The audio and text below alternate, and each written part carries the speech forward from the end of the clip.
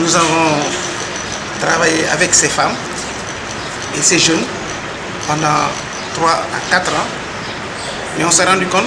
que comme la politique politicienne, comme toujours faite, n'amenait pas ces personnes à avoir un certain revenu. Et dans notre réflexion, on s'est dit que la meilleure manière de faire de la politique, c'est d'être utile.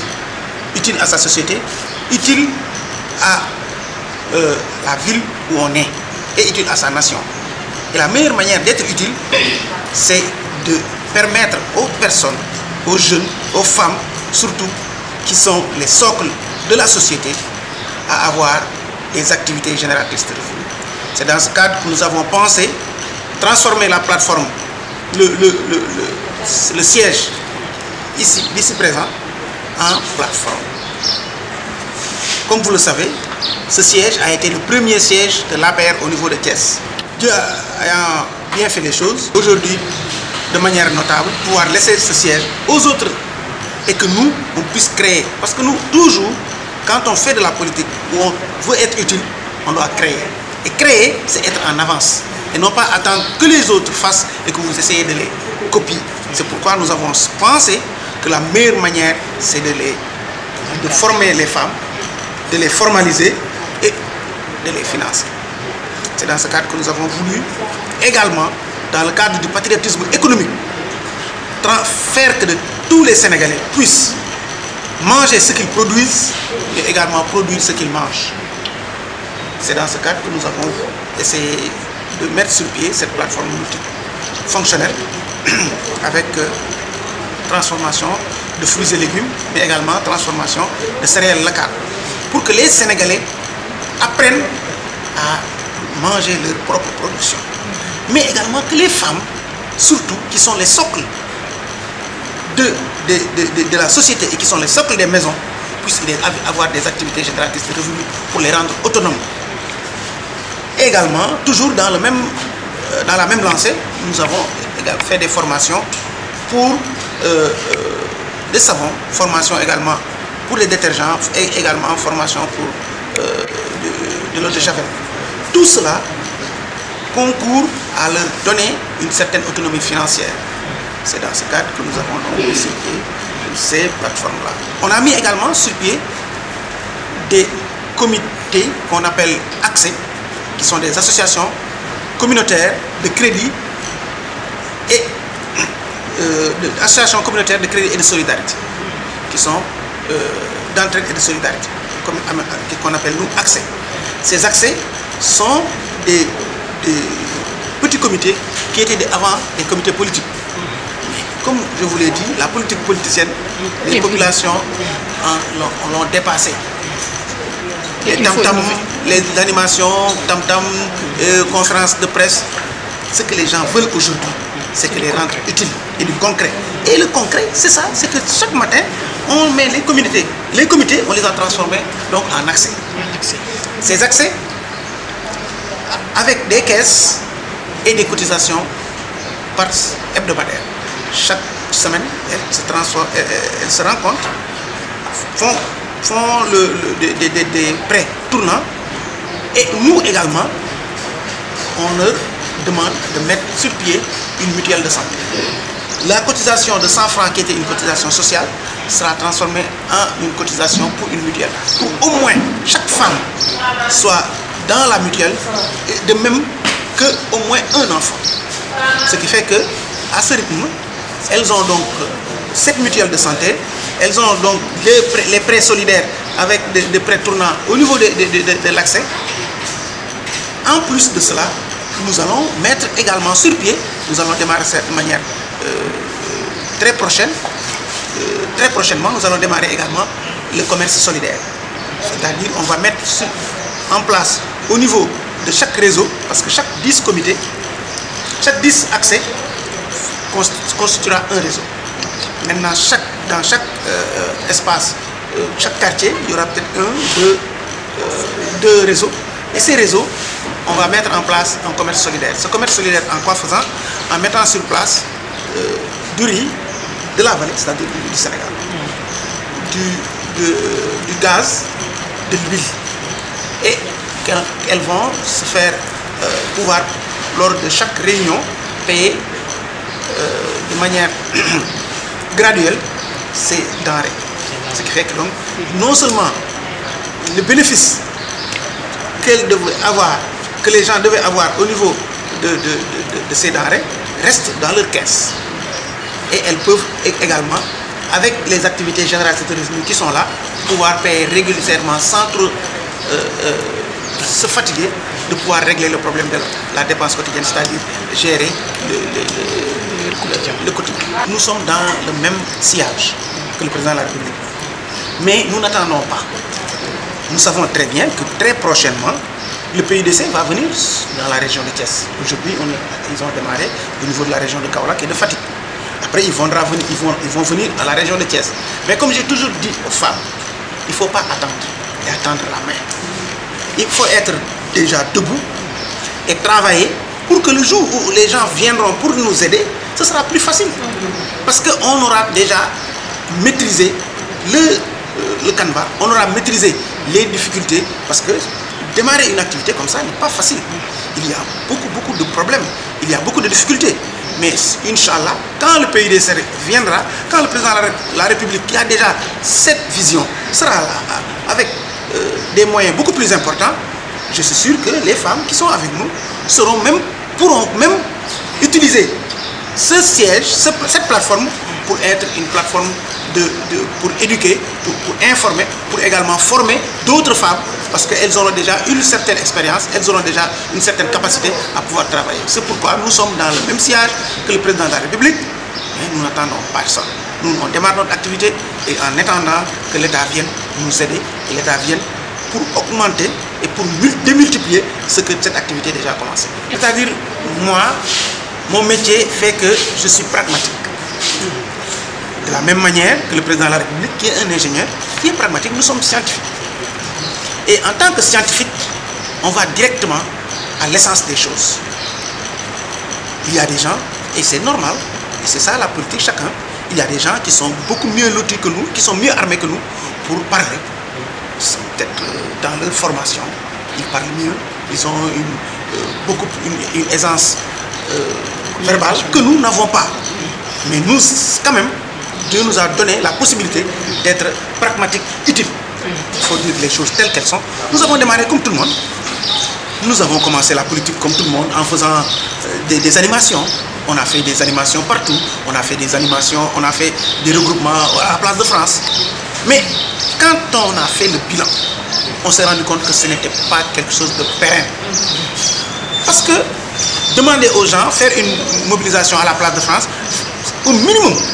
on dépense sur fonds propres au moins 4 ou 5 millions. Mais ces 4 ou 5 millions, quand on les met sur des activités génératrices de revenus, ça c'est des choses qui demain seront là, et même demain on pourra les laisser pour d'autres personnes puissent l'utiliser. Alors que l'organisation que vous avez faite, le lendemain matin, quand vous rendrez les chaises, vous avez, tout est arrivé, tout s'arrête là. Donc nous, on a une nouvelle vision. On a une vision qu'on appelle une vision utile. Une vision utile aux populations et non pas une vision d'animation et de Khombole et de Fourel. Ça, pour moi, en ce qui me concerne, je ne critique pas les autres. Mais ma vision personnelle, c'est que si on veut aider le président Macky Sall, si on veut être utile aux populations, on doit être pragmatique et le peu de moyens que nous avons, on les utilise à leur donner une formation et à leur donner des activités génératrices de revenus et non pas de chaque jour appeler les gens qui applaudissent et que les gens rentrent chez eux. Moi je pense que pour moi cela s'est dépassé. La plateforme bi ñu ngi ko créé le 2 juin 2015 ki ko créé nag mooy le docteur Pape Amadou Ndiaye ñu ngi koy créé nag da koo teg ci loxo madame Diagne Soxana Ndiaye jox ko mu koy coordonné ñu muy def transformation aux produits agricoles halieutiques ak la savonnerie. Effectif bi mi ngi tourner autour de 5 permanents et de 8 temporaires. Docteur Ndiaye nag dafa am vision autosuffisance boobu président di prôné loolu la ñëw pour jàppale ko ci à travers moom mi nga xam ne mooy PCA FONGIP mu créé pour mu def la création d'emploi loolu moo tax mu créé unité bi. Docteur Pape Amadou Ndiaye dafa am réseau boo xamante ni 300 groupements la ñu formaliser leen former leen mais boo gisee docteur dugg ci développement ji femmes yi vision président de la République monsieur Macky Sall loolu moo tax mu dugg ci ak autonomisation de la femme ak autosuffisance alimentaire ak ci programme PUDC bi loolu moo tax ñu indi femmes yi fii di leen tàggat di leen former ñu defal leen la formation des formateurs maanaam bu ñu leen former fii ñu dem ci gox-goxaat yi former waat seeni moroom bu ko defee comme daal di dugg ci biir gox-goxaat yi. di gën a santal yàlla si que vraiment ànd bu ñu ànd ak moom ndax nekk na nit koo xamante ne ku baax la kooku waxatuñ ko mais ku bëggu développement wu doomu aadama la ku bëgg nit ki tekki si lu muy def la moo tax dinaa si sawar a wax parce que ku ne politique ñu si bëri dañuy yaakaar ne politique xëcc nit ñi andi leen ci ay permanence ñu tàccu di yëg ay kaar loolu gaa am na si mais loolu si weesoo ku ci nekk war na see mën a gis sa bopp am si dara xam ne lu nga nekk am na njëriñ loolu moo tax soo xool forme na 300 groupement yoo xamante ne moom si docteur Pape Amadou Ndiaye laa gisee que ne mu ne man bëgg naa ñii ma àndal mënumaa jox ku nekk dara si sama xaalis wala si sama poche mais bëgg naa ku ci nekk am xam-xam boo xam ne di nga si njëriñ sa bopp loolu la andi plateforme bi tey formé na leen te si biir formation bi si dooleem la si poosam la ñu am si xam-xam ñoom ba di ci liggéey di njëriñ seen bopp lu ma si gën a neex sax mooy que tey élèves yi jël nañu vacances ñi nga xamante ne ay élèves lañu te nekk biir kees muy jigéen ak góor ñëpp a ngi fi ñëw di jël si produit di génn di jaay di si am dara. xam nga loolu dafa am solo. Olof Ndiaye dafa am wax ju am solo ju mu wax nee na képp ku naan xaw ma nu ma lay def boobu dafa fekk ni nga ko def moo tax te yaakaar naa ni doomu aadama yi nga gis yëpp ñu ñëw ànd ak docteur Pape Amadou Ndiaye dafa am nu mu leen def loolu moo tax ñoom ñu bàyyi seen lépp ñëw ànd ak moom. mais tey bu ñu jéggee aspect bi nga xam ne mooy lii nga xam ne moom lañ fi def Omar parti bi dafa nekk parti boo xam ni yàgg na yàggul parce que APR parti la boo xam ni presque bi mu sosoog léegi yàggul noonu mais bu ñu xoolee ci diwaanu Thiès ñun 2012 la ñu dugg ci politique mais 2012 boobu docteur Pape Amadou Ndiaye bi muy ñëw amul ndomba tànk ci parti bi bokkul directoire u APR amul benn signification bu ñu koy jox ci APR mu ñëw gis na président Macky Sall nit la koo xam ni am na vision ci Sénégal te buñ ko joxee réew mi dina am fu mu ko mën a jëlee am fu mu ko yóbbu mooy le plan Sénégal émergent bii mu teg nga xam ne dès 2017 lañ yaakaar Sénégal am fu mu tegu ci loolu mu bàyyi léppam jël ay moyens jënd ay matériel am ànd ak ay nitam parce que booba fekk na ni docteur am na lu mu lebal Ceesuwaay mooy lan da daan yëngu ci social di jàppale doomu aadama yi ba nag bis jot mu am lu mu yitewoo mooy jàppale président Macky Sall nit ñi nag ci leen jóg ne ko yow loo sóobu danañ ci sóobu parce que ba dara dul dara dañu daan jàppale di ñu defal docteur jóg di def politique amul laa la wax Omar képp ku am yitte ci président Macky Sall bu dee au niveau de Thiès daawoo dem Dakar boo ñëwee fii docteur da koy régler muy soutien boo xamante ni dafa jëm ci parti APR muy solliciter loo xamante ni wàllum don la lu jëm ci parti APR ak lu mu mënti doon ci côté moyen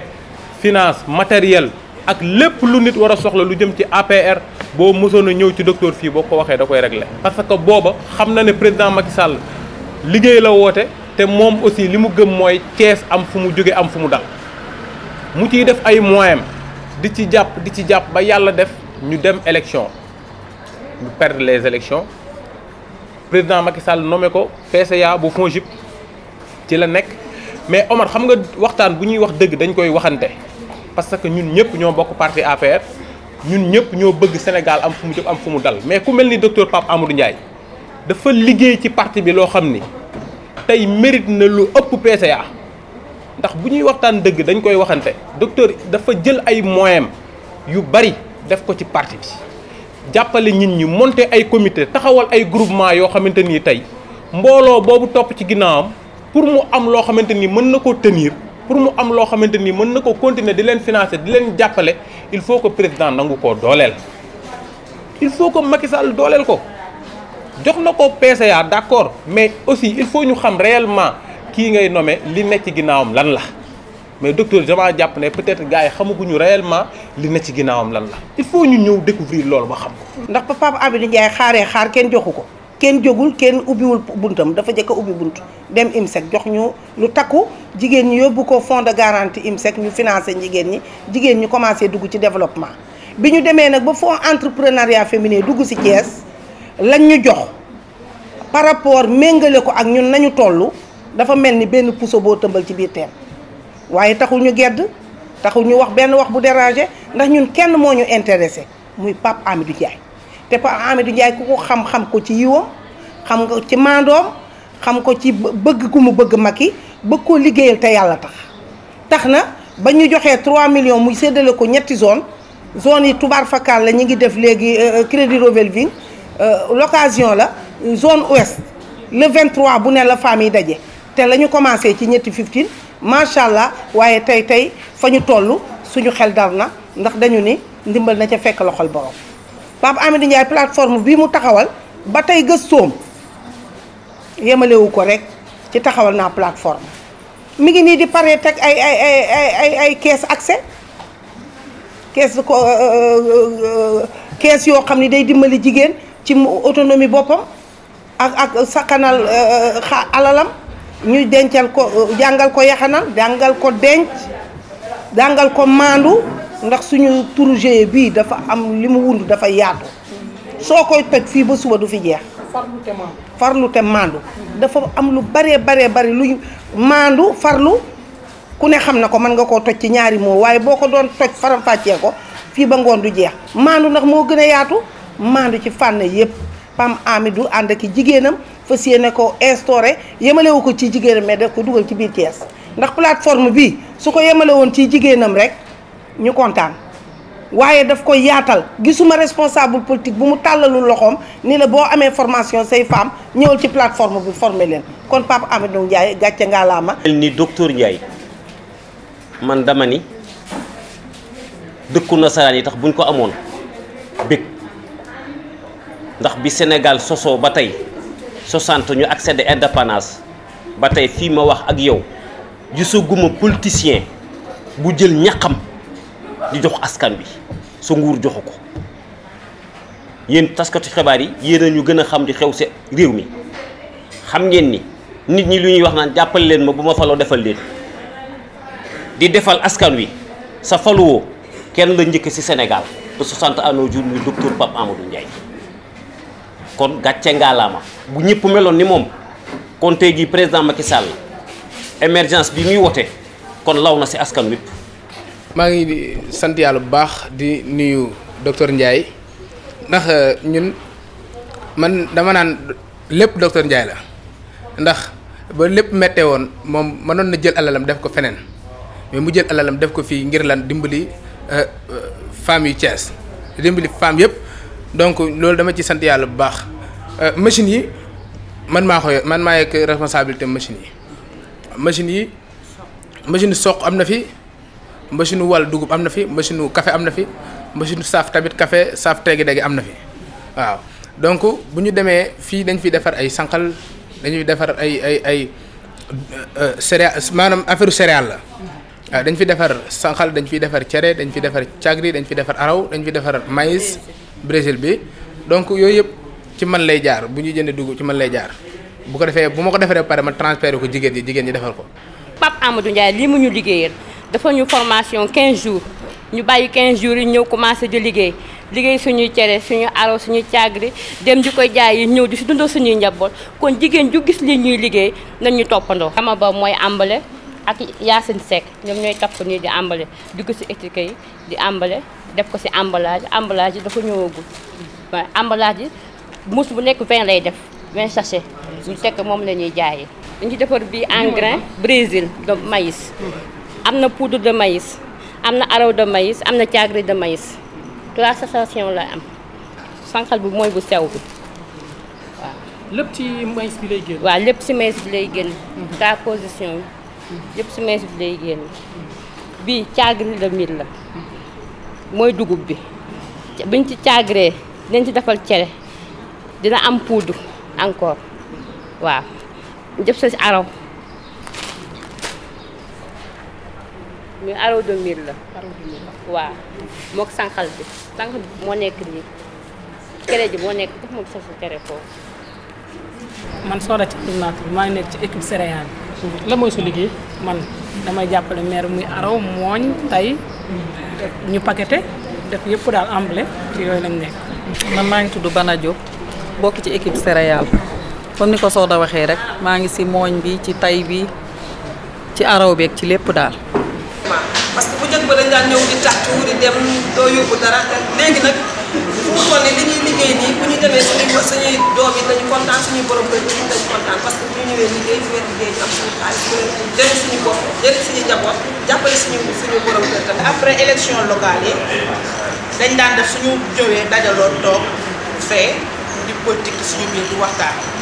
docteur wooñu mu ne lii lu wéy daal ñuy defaral suñu plateforme. bi mu ko defaree aussi wutal ñu ay formateurs ñu formé ñu bi ñu formé léegi ñun ñu dem ba mënal suñu bopp di dem ak suñu bopp lii tey ñun ñoo ko defaral suñu bopp muy sirop bisaab sirop jinjeer sirop Dakar sirop mangue sirop limon yëpp ñun ñoo ko defaral suñu bopp mu am hygiène nag ndaxte bu ñuy ñëw fii dafa am nu ñuy comporté woo dañuy sol suñu blouse sol suñu gant sol masque sol mbaxana mu laaj hygiène ñuy dox ci loolu di ko defar ba mu sell ba mën ko jaay ci dëkk bi. docteur dajale la indil ma leen fii may defar jus di leen ko jox ñu koy def ci seen i glacière di yóbbu ci marché di jaay macha allah dinañ defar 500 sachets par jour waaye balaa jant soo dana jeex ndax li ñuy defar qualité la ñun duñu def jël seen produit chimique yooyu seen phosphore seen pomme yi di ko def suñu jus naturel la ñuy defar bisaab suukar Dakar suukar jinjeer sucre man laa ciy def maa ngi doon wax sama patron sax demaa jënd essence def ko si mu ne ma bugguma boo ci defee essence dig ma tooñ defal ma naturel bi ma bëgg nga defaral ma ko baa nga defaral ma boo xamante ni pour diabétique yi la nga jox la ñu naan ndax docteur dafa ne nañ boole ñëpp ndax am na ñu wér am na ñu wéru jus bi aussi xale yi dañ koy naan te gone mooy mag ëllëg boo koy defaral dañ koy defaral loo xamante ni bu ko lekkee du ko indi benn problème ndax ëllëg ci ñoom lañ am yaakaar moo tax ñuy defar yi ñu ko jox gone yi ñu koy jaay ñi defar ay litre ñi am xew aussi ñu leen di defaral bu ñu amee takk ku ne xam ne takk jinjeer xam nga ni moom taamu nañ ko ci dañuy defar jinjeer yi am sa xew boo ñu commandé ñu defaral la bu ñëwee dañuy commandé lu mel ni ay lingom ak yooyu ak suñu mais carotte bi tamit dañ koy bëgg parce que lingom bi xam nga instant bi feebar bi dañ ko bëri te ñun ñii dañ koy soxla lingom bi dañu koy commandé sump beeg noonu tamit dañu koy commandé même carotte bi tamit day faj ñu nekk ñu baax naa docteur Pape Amadou Ndiaye tamit amuñu fayam daal baax na trop te ñun manqué wuñu fi dara. politique dëgg la waaye développement tamit ku ne xam nañ dëgg ndax ku liggéey di nga jëriñ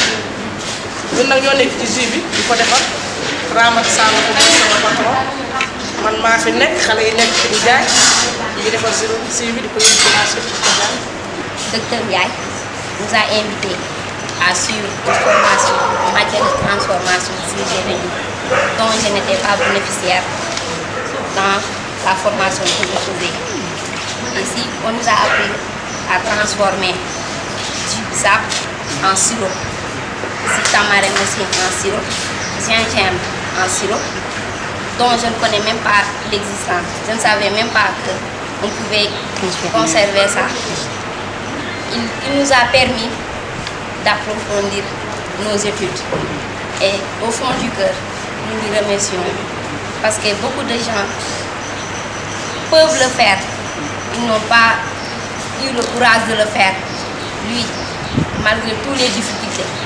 qu'il a affrontées, il nous a aidés, nous les femmes, de développer, de poursuivre, de montrer que nous aussi, on va quelque chose dans ce pays. Nous sommes fiers d'être avec Pape Amadou parce que lii mu ñu defal tey bari na ñu fi nekk seeni femmes amuñu ko ñun ñëpp a ñu ñëwee tey ak parce que lii tey ku am xolu développé ko defal ko pour say femmes tey lu rafet lu rafet lii machine la mën savon la mën savon ba léegi mooy mélange lii mooy mélanger savon malgré difficulté yi ñu doon am pour mélanger savon tey jeex na te bii tey def naa leen Thiès ñu ñoo ko fekk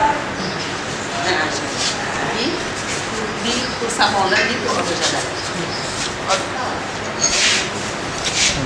waaw te Tata dañuy wax ci mélanger savon bi yan produit parce que tey bu ñu gisee ngeen di produire savon day jaaxal yu bëri te appareil tamit machine yi ku ko gis dina jaaxal yu bëri parce que am na lu ko doon defee de façon très locale day gis ñu am amélioration parce que am na yeneen ndox yu ci dugg te ñu bëgg nga expliquer. waaw parce que savon bi bi ñu ko daan def vraiment da doon métti dañuy mélanger di def produit par produit di yëngal te boo defee faute rek mu yàqu parce que benn sens rek nga ko mën di mélanger boo defee sens contraire rek affaire bi yàqu tey ñu am possibilité da ngay mélanger gis nga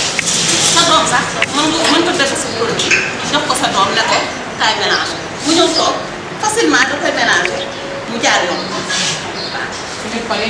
suñu paree ci la ñu koy génne nag fekk na suñu table mool yaa ngi nii dañ koy diw boo mélanger def sa mélange sa produit yëpp ba pare nga di ko jël di ko def ci mool yi soo ko mënee ba mu fees nga teg soo ko tegee ba lenaan soo ko tee xool lii mooy takk savon boo yëkkatee rek détaché nga am sa savon normal parce que bu ñu ko daan def da daan metti dañuy jël ay kees dañ ko daan def wala ñu dem ci menuisier mu defal ñu kees en bois ñu ñëw rek dañ ko daan moolee noonu sotti ci kees gi rek teg bu ñu paree dañuy jël fil de fer di ko dagg bu ñu paree dagg boo paree mesurer say moon teg tey loolu coono boobu yëpp teggee ko mel dañuy ñëw rek place bu yëkkatee moom. mooy savon mooy savon. eau de javel bi. eau de javel bi mélangeur baa ngi bu njëkk bu ñu naan defar eau de javel fay métti dañuy jël bidon bi bënn ko à 4 litres def ci produit xare di yëngal pendant 30 minutes nga yëngal boo mélangé ba sonn jox moom itam mu mélangé boo mélangé ba mu sonnee moom jox ko pendant 30 minutes dañ fay mélangé boo mélangé nga teg soo ko jël yeneen produit yi def complété ko ci quantité bi nga bëgg ba ko léegi nag lépp daf koy sotti mélangeur baa ngi mu mélangé lépp en 30 minutes boobu fekk na lépp pare te fi naan kii di jigéen docteur Ndiaye la ñëpp a bëgg nag mel ni ñun tey grâce à docteur Amadou Ndiaye ñu remercier aussi suma assistante bi fi nekk Soxaane kooku moom mention spéciale jàppale nañu accompagner nañu teg nañu ci yoonu baax teg ñu ci yoonu jub toujours daf ñu naan xool leen seen blouse yi bu ngeen xëyee bu ngeen solee seen blouse yi seen morom bu leen rombee jàng leen lañu jënd ci ginnaaw mooy farlu te maan soo farloo maan loo wuti la am ñun nag dañu sant yàlla suñu coono jeex na parce que tey bu si jóg da ngay sabu da ngay fier bu man boo génnee ñun la ana docteur yow da ngay kontaan parce que docteur bu bonoon kenn ko laaj dañuy xëy suñu kër ñëw toog liggéey ba ngoon jot li nga ñu laaj aussi si ma laaj sànq junni ñaari dañ ko doon am bien avant du lii moo tax ba tey tey dañuy gagné plus su mën jot ci ndax amul xaaj bi amul seen ñëpp la couvrir ku bëgg ñëw formation da ngay ñëw formation képp ku bëgg amul kii la amul xaaral moom ñëpp la couvrir ñëpp la couvrir waaw lii nag bu ko defee c'est pour jàppale jigéen ñi parce que toujours muy may jigéen looy nga koy may gën nga wan ko nooy nappe tey ku jóg tey eau de javel da ngay dem defar sa eau de javel jaay sa koñ nga defar sa savon dem jaay sa koñ waaw yooyu yëpp c'est grâce